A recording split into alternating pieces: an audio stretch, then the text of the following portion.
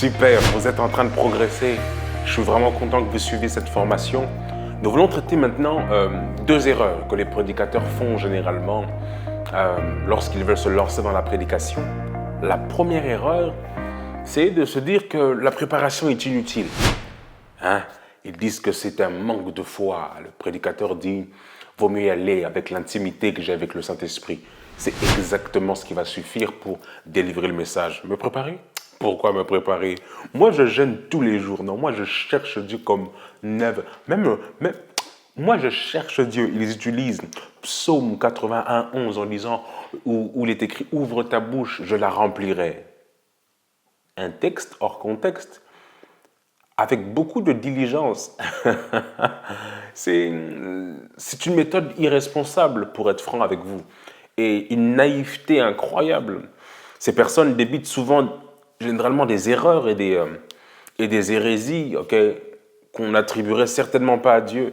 Donc l'inspiration peut détenir certainement sa place dans la prédication, mais tel est le cas aussi pour une bonne préparation. Donc je ne peux pas dire je commence sans pour autant me préparer. La deuxième erreur que ces personnes font, c'est qu'ils se disent que mes capacités humaines suffisent, ça va aller. Je suis un bon rhétorique, je prêche avec... Je parle très bien français d'ailleurs. Donc dans ce cas, le prédicateur place une confiance totale dans la préparation et les capacités humaines. Il ne compte que très peu ou pas du tout sur l'inspiration du Saint-Esprit, mais démontre une confiance qui est le résultat de sa préparation académique et du développement d'une capacité naturelle. Donc comme j'ai fait l'école de la prédication, je n'ai pas besoin vraiment de beaucoup dépendre du Saint-Esprit. Le pasteur Placide m'a dit qu'il fallait faire ça comme ça, de manière automatique. C'est faux.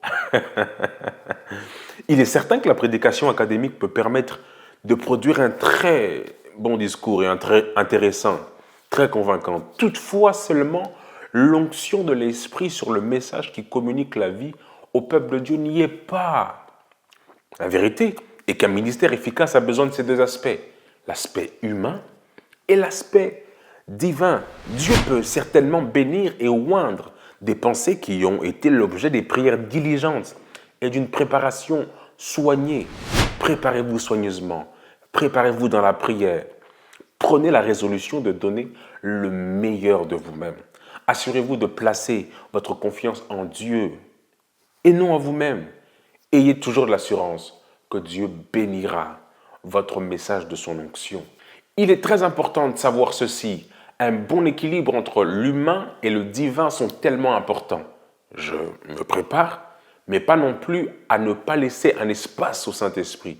Il y a des prédicateurs comme ça qui ont tellement de rhétorique, qui veulent absolument montrer que le message, ils l'ont ficelé de A à Z. C'est une bonne chose, mais laissez le Saint-Esprit vous conduire.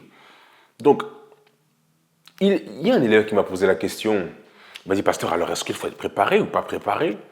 Je pense que une prédication qui est inspirée, c'est une prédication où le prédicateur s'est préparé, a fait sa responsabilité de la part humaine, mais qui laisse le Saint-Esprit diriger cette prédication. Il y a des prédicateurs qui étaient comme ça devant la chair et qui avaient préparé leur prédication, mais que le Saint-Esprit dit « Hey, tu ne prêcheras pas ça, tu prêcheras sûrement ça. » Donc je pense que la préparation est importante car il faille que vous sachiez ce que vous allez dire lorsque vous êtes en présence du peuple.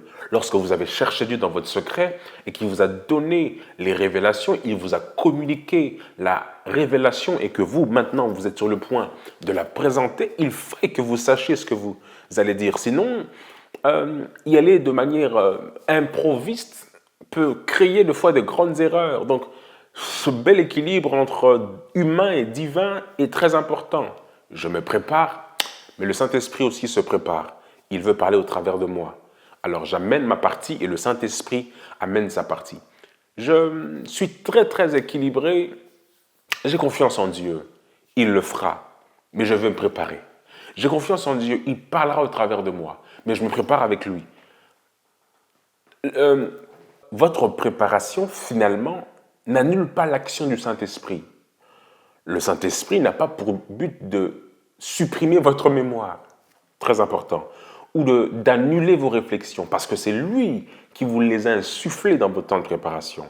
Donc je crois qu'il est assez responsable et il est garant des révélations que vous avez eues dans le secret. Donc c'est lui, laissez-le manager, manager toutes les révélations qu'il vous a données, qu'il vous a permis de structurer afin de délivrer un message cohérent, logique, du moins pour que les gens comprennent.